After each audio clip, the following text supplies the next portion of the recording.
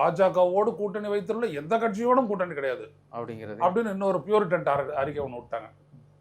அப்ப இதுதான் நம்ம புரிஞ்சுக்க கொள்ள வேண்டியது. அதாவது எங்க கூட்டணிக்கு வரலன்னா நாங்க தோத்து போயிடுவோம், அப்புறம் எங்களை யாரும் காப்பாற்ற முடியாது.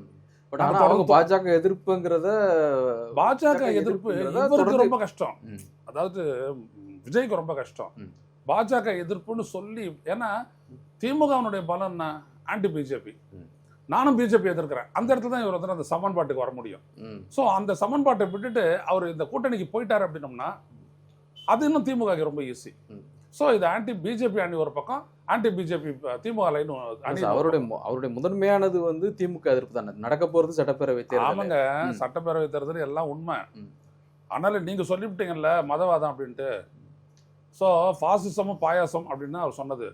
ஸோ பாயாசத்தை எதிர்க்கிறதுக்காக பாசிசத்தை நீ போயிட்டு இப்போ தழுவிக்குவியா, கூட்டணி சேர்த்துக்குவியா அப்படின்றதான் அவர் முன்னாடி இருக்கக்கூடிய நெருக்கடியான கேள்வி. அந்த சுச்சுவேஷன் தான் விஜய் பேச விடாத பண்ணிட்டு இருக்குது.